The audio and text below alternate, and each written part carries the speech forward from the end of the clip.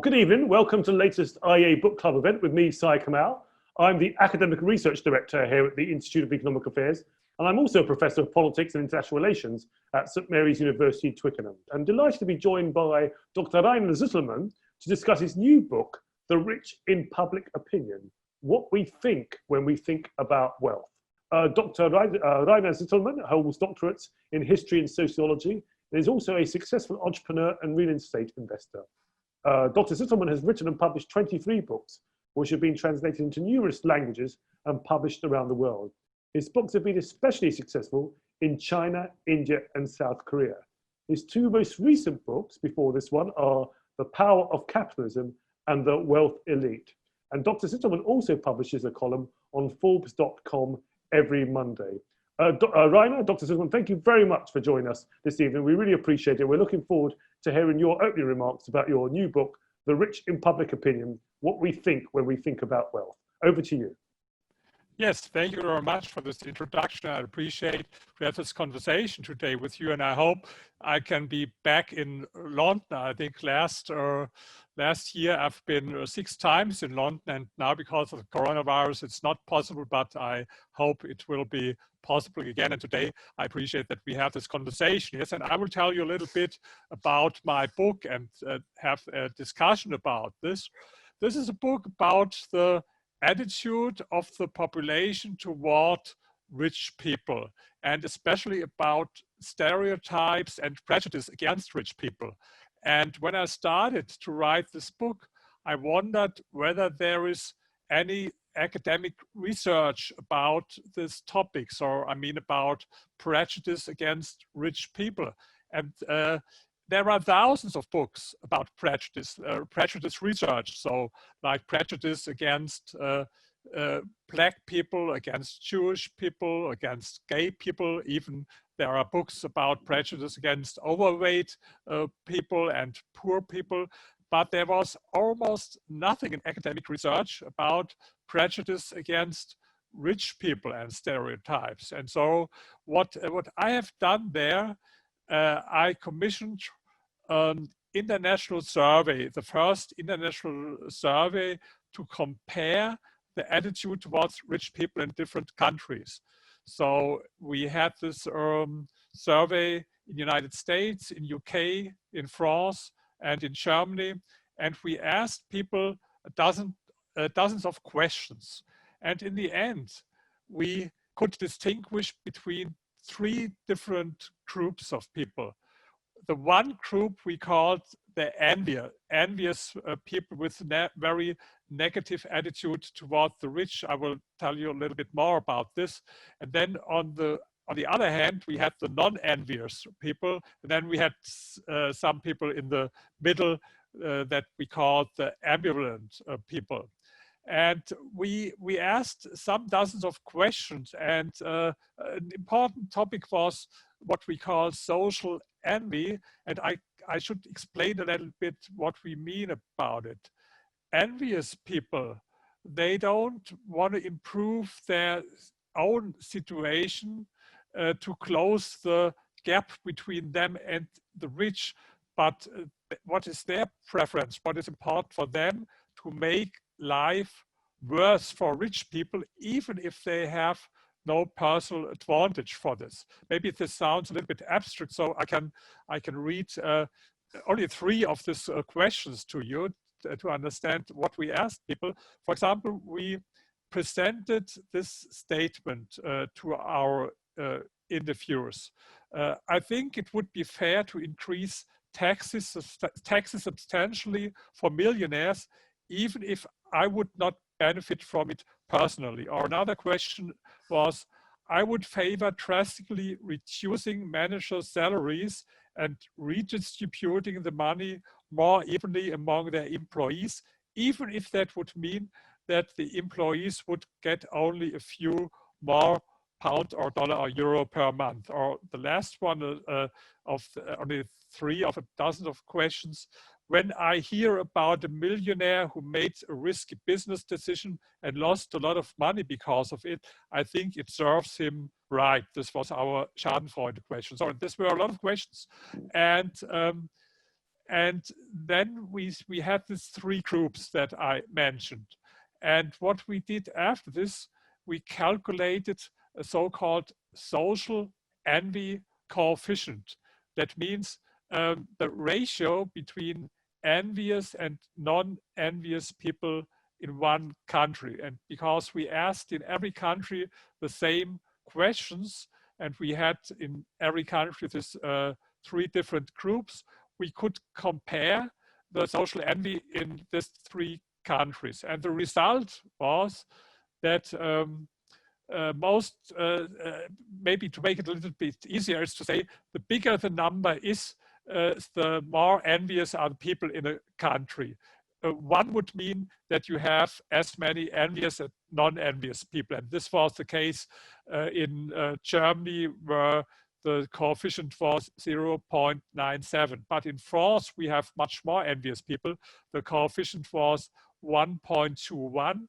And then we had a huge difference to UK and United States, because in the United States, the social envy coefficient was 0.42 and in UK 0.37, what mean that you have less envious people in UK and United States and a much more positive attitude towards rich people if you compare it with Germany or with especially France.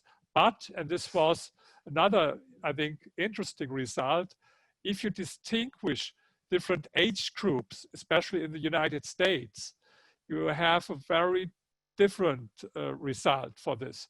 For example, in the United States, the young people, I mean people between 18 and 30 years, they have a very, very negative attitude to rich people if you compare it with older people. I speak about Americans older than 60. I will give you one example. One of our questions was, or the statement that we presented to our interviewers, rich people are good in earning money, but they are usually not decent people. And this very negative statement about rich people was supported by 40% of young Americans, and 23% disagreed. And if you compare it with older people in the United States, only 15% agreed with this negative statement, and 50%, so that means half of the older Americans, disagreed with the statement. So it was with a lot of other questions. We had, for example, one statement that we called the statement about zero-sum belief. With zero-sum belief, we mean the belief that poor people are only poor because rich people took it away from them. And a lot of young Americans share this zero-sum belief, but not the older ones. And this is different from European countries. First of all, in European countries, the difference between younger and older people was not so big. But when there was a difference, a smaller difference, it was exactly the other way around. So it means, for example, in Germany and in France, younger people were much more positive about rich people, or not much more, they were more positive than older people in Germany and in France. And then maybe as last thing, it was not only this international poll, but this book has three big parts. The first part is the theory about prejudice and the psychological mechanism of envy and prejudice. The second part of the book is this, the results of this poll where I talked about. And the third part is about rich people in media. For example, I'll give you one example. We had research how rich people are portrayed in Hollywood movies. And we analyzed 560 Hollywood movies, and the more in-depth, very in-depth research of 43 Hollywood movies. And we analyzed how rich people are portrayed if you compare it to their non-rich counterpart. Maybe a lot of you know this movie, for example, Pretty Woman with Richard Gere and Julia Roberts. And in the beginning of this movie, Richard Gere plays a raider with shady methods and even with bribery of politicians and so on. And the counterpart was Julia Roberts. And so we have it in a lot of movies. And we saw the result of this analysis was that in most movies where rich people play an important role, like other movies, Wall Street or Wolf of Wall Street or this Pretty Woman, rich people were portrayed in a much more negative way than non-rich people. And we had the same results when we analyzed media like newspapers and so on about different topics.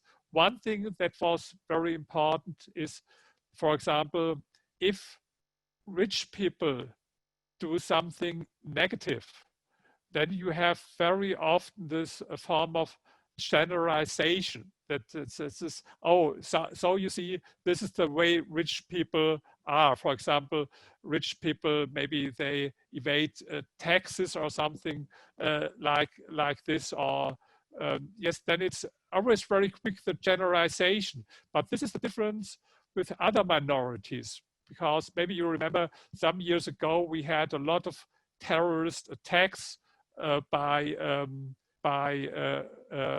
committed by Islamic fundamentalists. And every time, I don't know how it was in the UK, but in Germany it was every time after each attack, we got a short lesson in TV where someone warned us, please don't generalize it. Most Muslims are peaceful people and not terrorists. What is true, of course. But this is true for other minorities. But rich people is the only minority, and this is another result of the study, the only minority where it is allowed to say very negative things, even hate speech, that you never would accept with other minorities. Maybe in the end, I give you only one example. In Berlin, where I'm living, there were rallies, demonstrations where you had this poster, "Kill your landlord."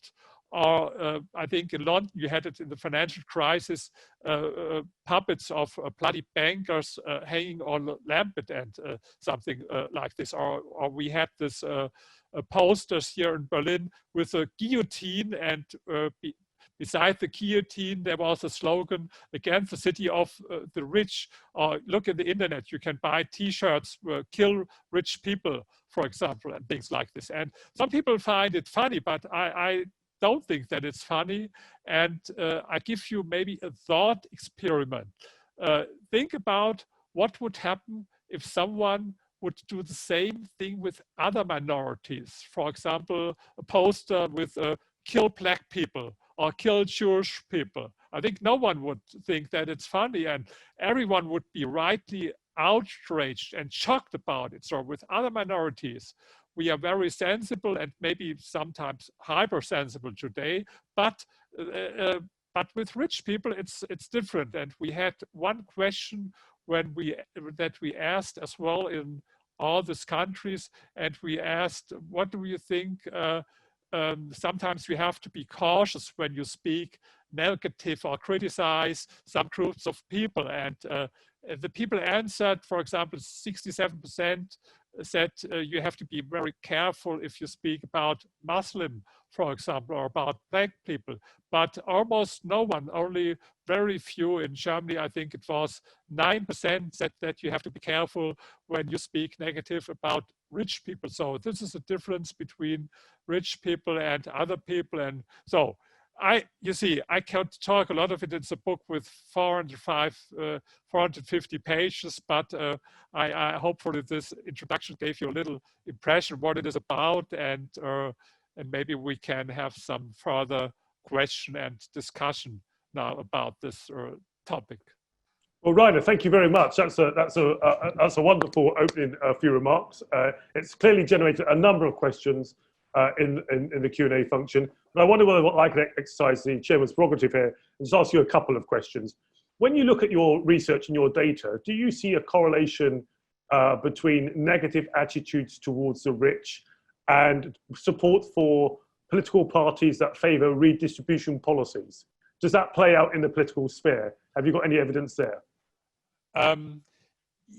Yes, we had it in, we had this question that there were some problems in France and in the United States. So we couldn't use this data, but we could use it in UK and we could use it in Germany. And sure, you could see a clear correlation, but I think this was not a big surprise that voters or supporters of Labour Party were much more negative toward rich people than supporters of Conservative Party. And in Germany, we had a very interesting phenomenon. We had, sure, as to expect that that left-wing voters were very negative toward rich people, but this was not a surprise. But as well, right-wing voters. You know, we have in Germany a right-wing party called Alternative for Germany. They have something like 10% of the votes, and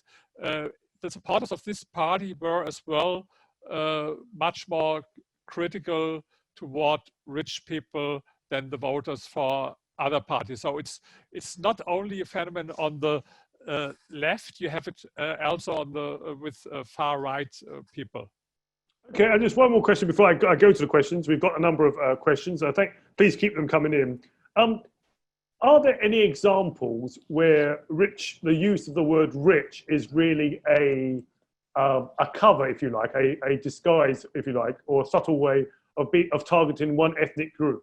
You know, I mean, of course, we know historically that you know, people used to use the word rich or bankers, but actually they meant, say, the Jewish minority in the country, for example. Does that still go on, or is it very, very different nowadays? You can't really see that. You know, are there particular groups that are stigmatized, but they use the word rich to cover up their prejudice? Yes, it was, to be honest, not exactly a part of the survey, but you can see it in United States, that you have a lot of rich prejudice against Asian people, for example, because they are economically very successful. If you see the income pyramid in United States, you have Black people, Latin people, white people, and Asian people that are much more successful. There's a lot of prejudice against Asian people that is very similar to prejudice against rich people. And you mentioned Jewish people. This is the same. You had it very often in history, and maybe I can add this. It was always in history that if negative things happened, like economic crisis or disasters, or, for example, in the Middle Age, the plague, that minorities, people looked for scapegoats, especially minorities.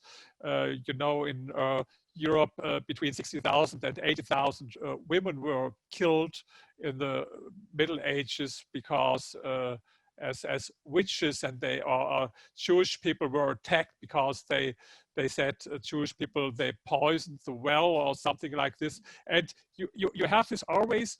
If there is a crisis, for example, take the last crisis before the Corona crisis, this was the financial crisis, 2008, 2009, then bankers were scapegoats. I think you had this in London, I spoke about it. And for people, it seems very easy if you tell them, look there, the greedy banker, he caused the crisis. I read some dozen books about the financial crisis, and in my book, The Power of Capitalism, I have my own chapter about this topic, and it's very complicated. But 99.9% of the people, they don't understand it because it's very difficult. But if you tell them, look there's this group that's greedy bankers. What, for me, it's as logical if you say the reason for the crash of an airplane is gravity. It's as logical if you say it was the greedy banker.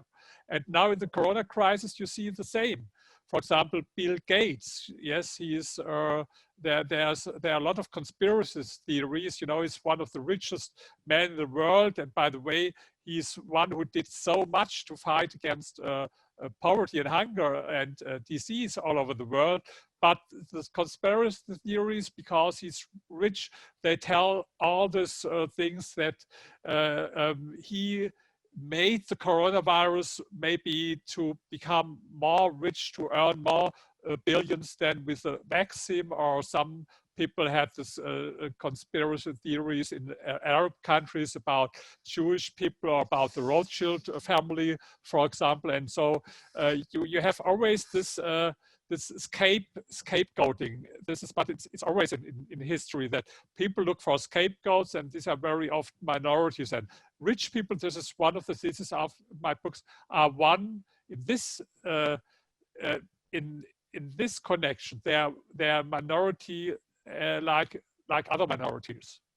Great. Well, thank you. Well, let's move on. We've got about 10 questions. Please keep them coming. We've got just over half an hour. And the first question I'm going to ask actually relates to something you just said about crises. It's an anonymous attendee, but they said, are national crises more likely to increase prejudice? There was a strong anti-rich consensus during World War II, for example, and some examples during COVID. What drives that? Fear, frustration, or other factors? Yes, sure. As I said, I think it's mostly about scapegoating. The people, they always look for someone who's responsible for this. And it's true, on the other hand. In crisis, it's for rich people, it's always better as it is for poor people. But it's not only in crisis, but it's every day. This is the reason why everyone, or a lot of people, want to get rich. And I heard not somebody who said my purpose or my aim is life to become poor, because yes, why? Because rich people have a better life. But maybe in this crisis, like now Corona crisis, you feel it more that sure, of course, there is a difference, that sure, rich people can get also affected by the by the Corona crisis, but maybe they have some better medical care or support, or maybe in the war they have better bunker or whatever. And so I think in the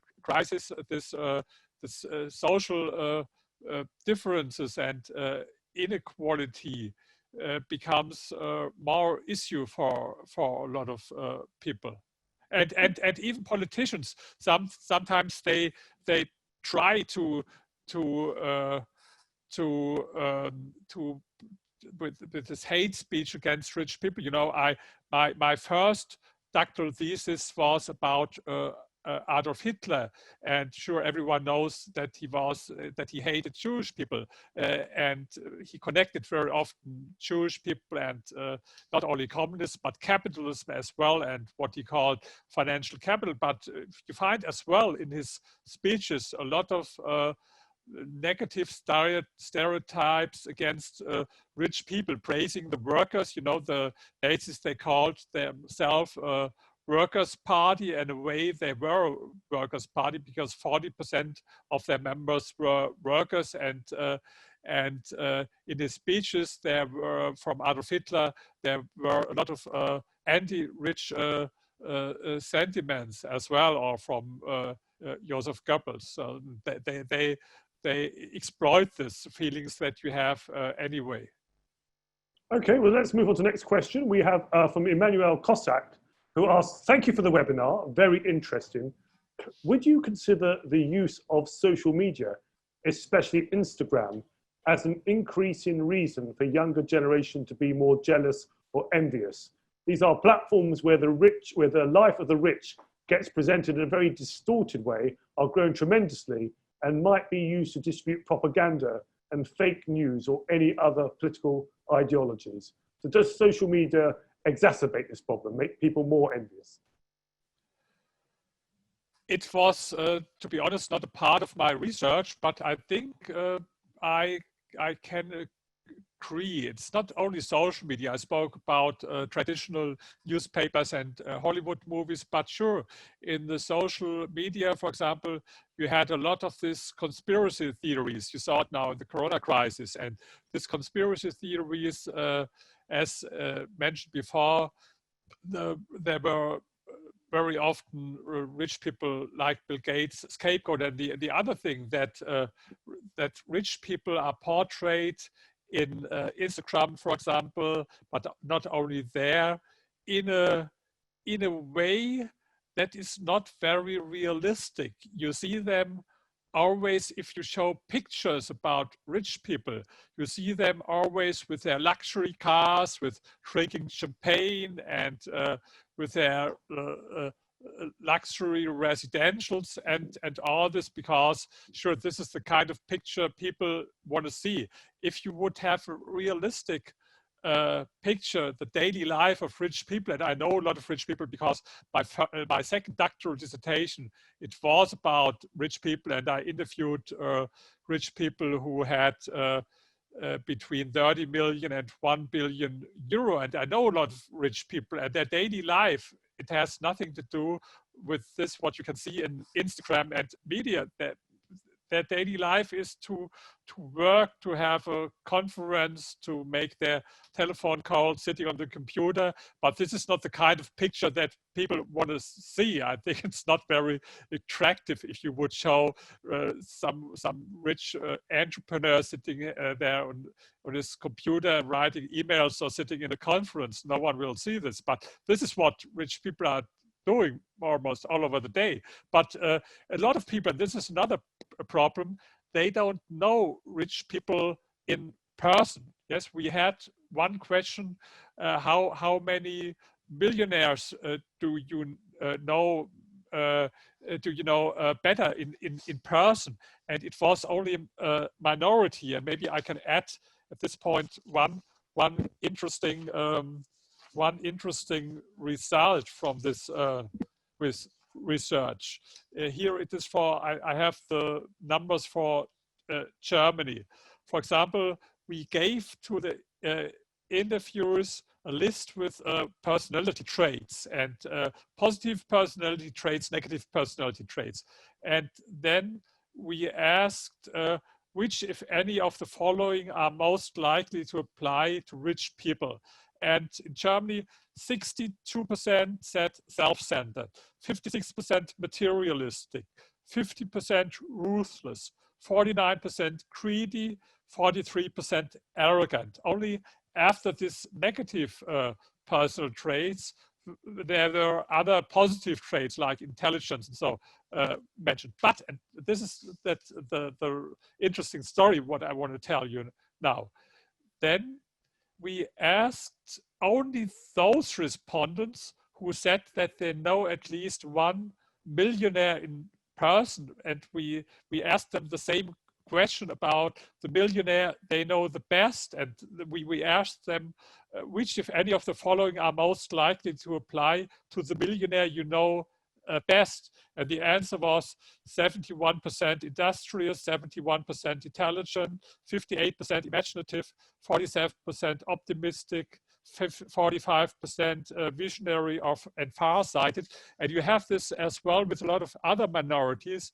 If you don't know people from a minority, you have sometimes more prejudice, negative stereotypes, and you have only this what you see in social media or in other media. But if you know this person personal, then you have sometimes quite a different view.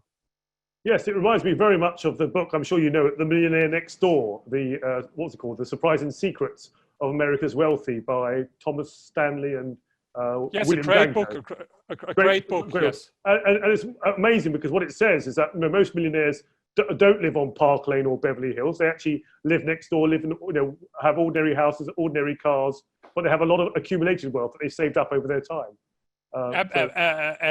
Absolutely, yes. For example, he asked them what cars they drive, and there was always a very minority who drove a Mercedes, or I think only 1% who had a Ferrari or Lamborghini or something like this, and the car that was driven most by this millionaires was a simple Ford, for example. And I think most of them, or 75% when I have it in my mind, had never bought shoes more expensive, like I think it was something like $250 or this. Okay, at this time it was more as it is today, but this was as well here with their watch. Most of them never bought expensive watch. This was about the millionaire next door. And sure, there are this very rich, super rich people, billionaires who have this expensive cars and so on. I think it's not there's not any problem with this. The only thing that I want to say, that these pictures, and this was the question that you see in Instagram and in other media, that it's not a realistic picture about rich people. I can maybe add one thing to support the thesis. In my second doctoral dissertation, where I had this in-depth interviews with 45 rich people, one of my questions was, what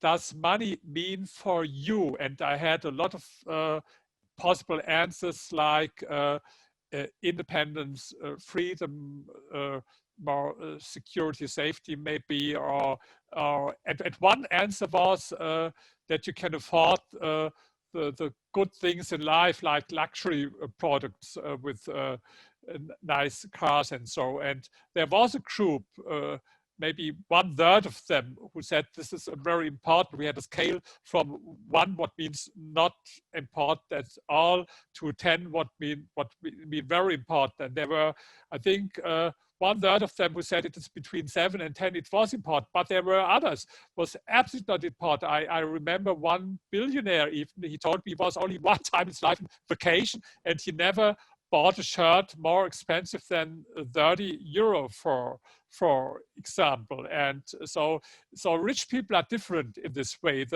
What they had in common, what was more important for them than this luxury goods, was as a motive, independence and freedom. What means that you that most of them worked, but it's different whether you have to work to pay your bills, or whether you can decide whether you want to work, or where you work, what you work, when you work. And this means financial freedom, and this was much more important for most of them than luxury goods. Great. Well, let's turn to the next question from Mika Arevio. Sorry, I apologize, Mika. I clearly pronounced your name badly.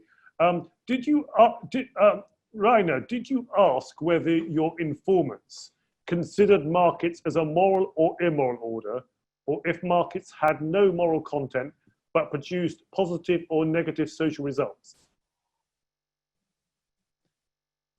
Whether the market causes negative results like poverty. Was this one question, so? Did I get it? Yes, but basically the question is, did you ask them whether they had a view of the market, whether they particularly had a view of the market, either on the moral dimension, or did they think that the market produced, free markets produced positive or negative social results? For a poll, representative poll with where you ask everyone in society, I think a question like this, I think I understand the question, would be much too complicated, what they think about moral and the market and so. But we had some other questions.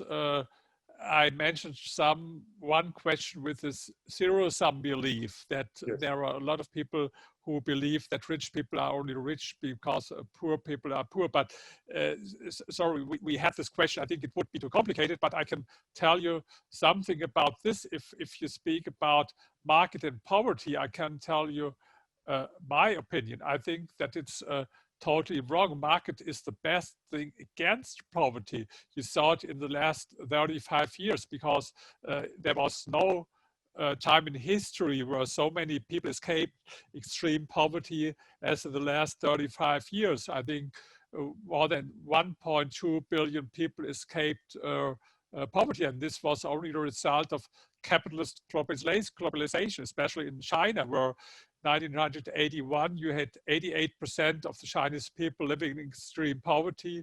Today, it's less than 1%. And what was the reason? Because in China, they introduced more elements of private property and market, what they didn't have before.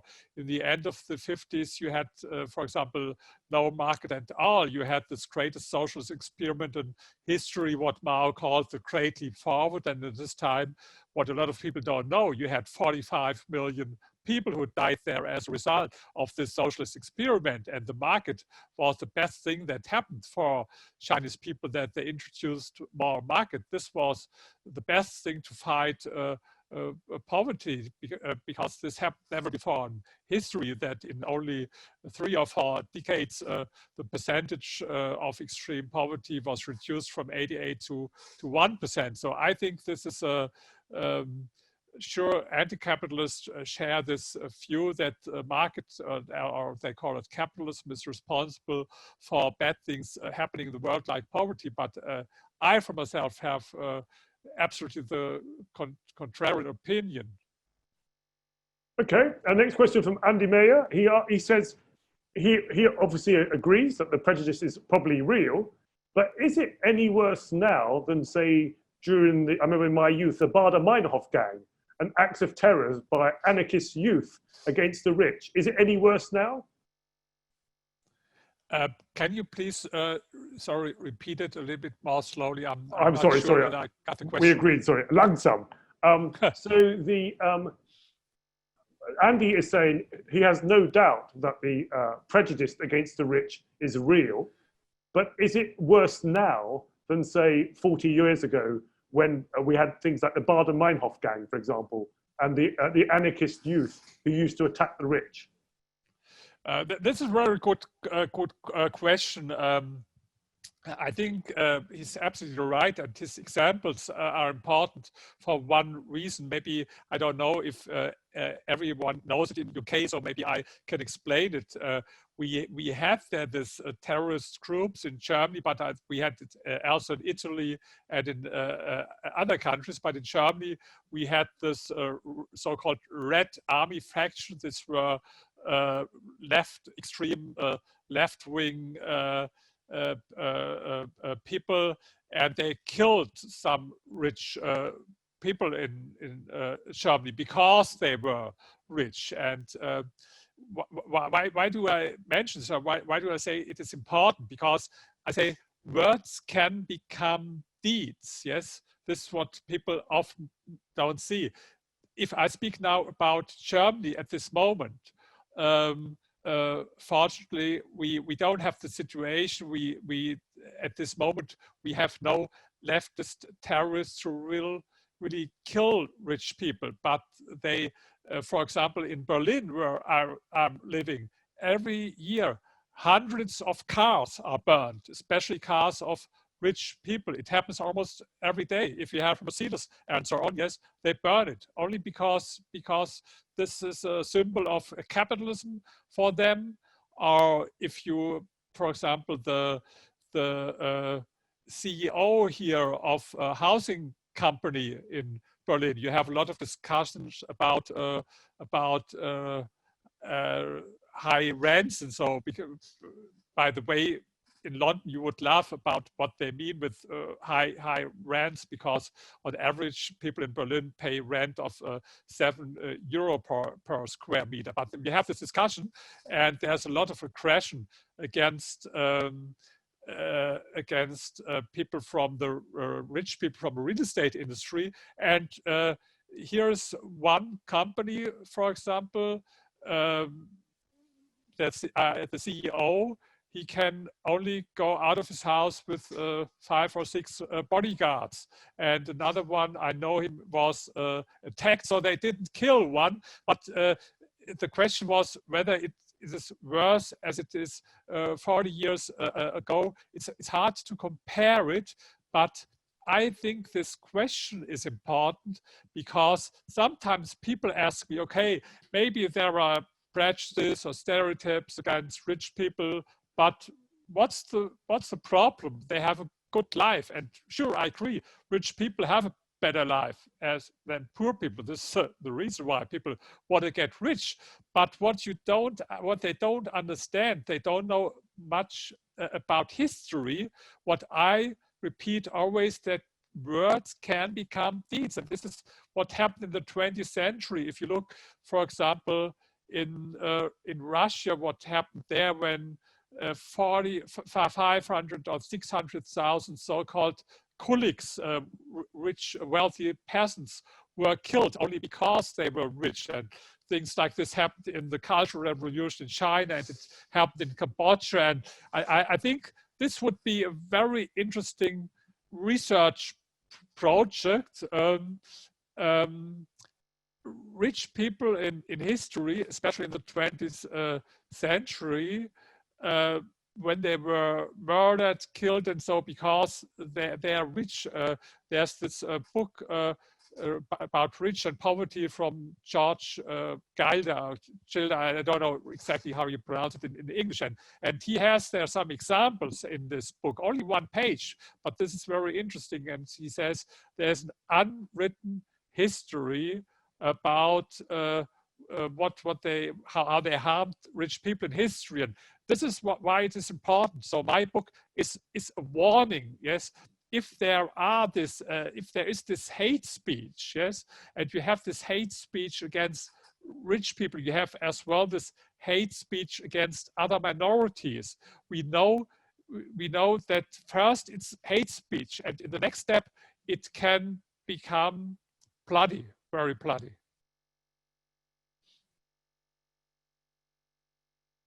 Sorry, I muted myself. Next question from Professor Martin Ricketts, who chairs our Academic Advisory Council. He says, is there any evidence that different sources of their riches makes a difference to attitudes? So for example, do people have a more negative or positive attitude, say towards people who've inherited wealth, or people who've got their wealth through entrepreneurial activity, or sports stars, for example? Is there any difference in attitudes? They might all have the same levels of wealth, but they have different sources of wealth. Absolutely. First, it's a very good question, and we had exactly this question because before I conducted this survey, there were some other surveys in different countries about rich people, and they never differentiated between the sources of their wealth. And I had the feeling that it could really make a difference what are the source of the wealth. And so I think that we had 10 or 12 groups like entrepreneurs, self-employed people, lottery winners, heirs, bankers, sportsmen, real estate investors, and so on. And we asked people, what do you think, which of these groups deserve to be rich? So, and as you can expect, and this is a positive thing, in all countries, entrepreneurs were at the top. But then there was one very funny thing. I hope I can explain it because it's a little bit complicated. You know, we distinguish between these groups of envious and non-envious, according to how they answer to all these other questions. And then we could see the difference how envious and non-envious people responded to this, to exactly this question.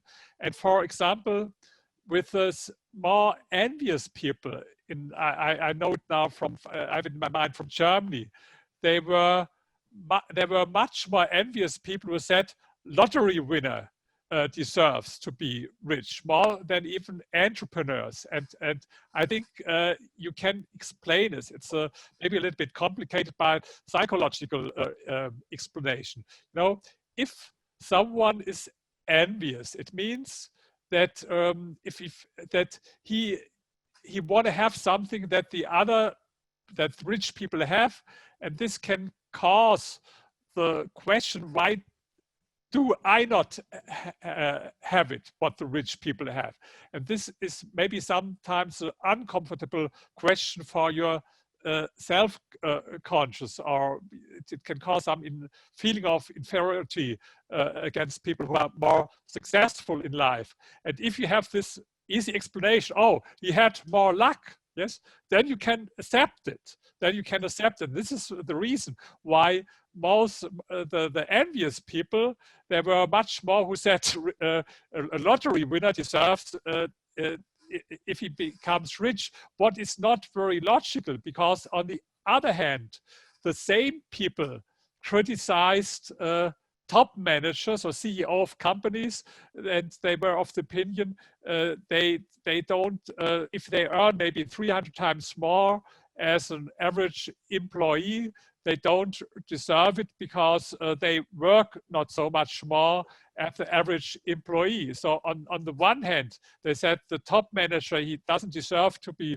rich because he doesn't work so much or harder or longer than employee. But on the other hand, he says the lottery winner deserves to be rich, but what did he work? He made only the cross. It was pure luck, but you can explain it with envy. And this was very interesting for me, because there is a standard textbook about envy written by a German sociologist, and he had this theory that the envious people, they should think that the lottery winner deserves more to be rich, because he wrote, no woman will blame her husband that he was wrong last Saturday with making a cross in the lottery. Yes, but this was only, his theory, and I proved this theory right with this question. So very good question, and you can find it in my book, all the data to differentiate with its different groups, with heirs, with lottery winners, with entrepreneurs, and with financial investors, real estate investors. You can find all the data in the book. It's very interesting, that sort of whole psychological aspect of it, in terms of, maybe people see, even though it's not in reality, maybe people see the lottery ticket as a more transparent way of accumulating wealth, and maybe or the other way is it's relatively easier, isn't it? We still have this phenomenon. We have this phenomenon in recent years with reality shows, where people can have their 5 minutes of fame, not famous for being famous, as it were, and maybe it's a relatively easy route to wealth. Maybe, yeah. But I think it has something to do with luck, because this is another fact, that people who are not so successful economically, that a lot of them have the explanation, the other guy became only rich because he had more luck, because this is more comfortable for his self-conscious. And even rich people, sometimes if you ask them why they became rich, if you ask something like Bill Gates, how he became rich, you will hear similar answers. They will tell you they had more luck. Or if you ask a very successful sportsman why he won, sometimes some people said luck, but it's only a defensive strategy against envy, because maybe it would sound not so very good for people if I would tell someone, do you want to know why I'm more rich as you? Because I'm more intelligent, I worked harder, I'm more creative. So this is the reason, very simple. I think this would sound not so good for most of people. So it sounds better if I said, okay, I had more luck, and then it's easier for other people to accept it. Okay, next question. Charlie Manic-Spiel, he says, today, more so than ever, we aspire to live in a meritocratic society. Do you think there is a correlation between negative attitudes towards the rich and the perception of living in a meritocracy?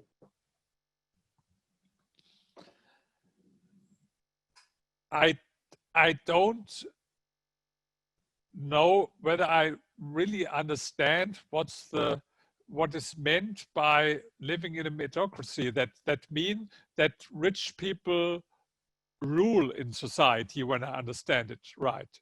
Do I understand it right? Yeah, yes. But I have doubts. First of all, I want to say whether this is whether this is the case. Yes, it's always said that rich people have more influence. But I will tell you some facts why I don't believe it. Look, for example, you can say in the United States, this is the example that is always made for this system, that rich people have so much influence, and of course they have influence. But it's totally wrong to say that that wealth is easily transformed in political influence. If it were the case, so we never had Barack Obama as president of the United States 2 times, and even we had not Donald Trump, because the other nominees of the Democratic Party at this time, like Jeb Bush, for example, he got much more money, much more support as Donald Trump got at this time. Donald Trump was not the favorite candidate of most rich people in the United States. And now maybe I don't speak about United States, maybe I can speak about my own country where I'm living. I know that most people, rich people that I know, are very unhappy with his policy, and they would laugh about the opinion that that here's a kind of mediocrity where rich people rule. This is absolutely not the case. If you look, for example, I can say it here from my country, in the energy policy, or the policy with the automotive industry, or the policy toward housing companies. This is all what the rich people in Germany, they hate this kind of policy. And so I think what was in this question, I think so, the opinion that we live in a society really ruled by rich people. I have doubts about it.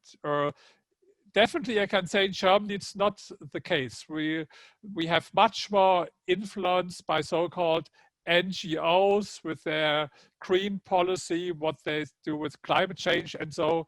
And I think, in my opinion, this caused a lot of problem. And maybe it sounds strange for some people, but I would appreciate if we had a society with more influence of rich people as we have today, especially when I speak about Germany, or if I speak about France, for example. A lot of problems in France are there. France, I mentioned before, are the most envious nation. Why?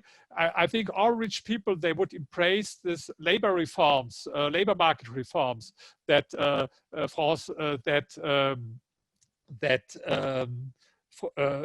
Macron want to make, but he couldn't come through with these reforms because there's all this resistance from unions and from the population. So I have doubts whether it's true.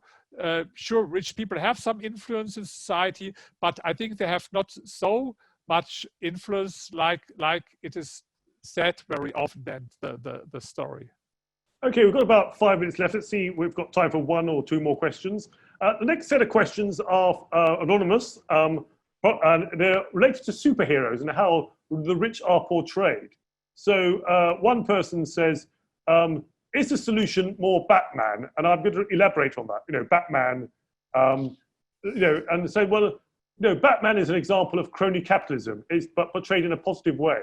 You know, and okay, what about Iron Man? You know, Iron Man is an example of libertarian success, and he's portrayed in a positive way. So surely some of the superheroes that you see portrayed, you know, Batman or Iron Man, is actually an example of portraying rich people in a positive way rather than a negative way. What do you have to say to those anonymous attendees who put that counterpoint to you? To be honest, in our research, I know we had this 43 movies with in-depth research, and I think there was neither Batman or Iron Man, because we had to make one decision in the beginning what kind of movies we analyzed, and these were more realistic movies. Sure, you can also analyze these movies, but I know definitely, and to be honest, I have to admit it, that I don't know this movies. But by the way, there comes very funny thing in my mind. A story about, it's not about Batman or Iron Man, but it's about James Bond. And I had an interview with a leftist journalist in Germany, and he had very different opinions from my opinion, but I liked him and I think he liked me. And at the end of the interview, he asked me one question. He said, "Mr. Zitelmann, please let us be honest for a moment. I think in the end, the super rich are exactly like this people that we know from this James Bond movie who want to rule all over the world. To be honest, I think they are this way." And then I asked him one question: how many super rich people do you know in person? And he was honest and he told me he knows absolutely no rich, even not a millionaire, but no billionaire. He knew no one. And then I told him, so please, this is the difference between you and me. I know them in person. I made my doctoral dissertation about them. I interviewed them, and you know them from the James Bond movie. And this is the difference.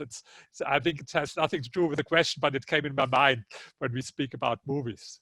No, it's a fair enough point, and thank you very much for taking on that question. Let's try and squeeze in one, if we can give you quite a quick answer on this one. Christopher Marshall says, most of the prejudice against rich people seems to be against what we call new money. Is this fair that people are more prejudiced against recently acquired wealth as opposed to people from families that have got a longer history of wealth?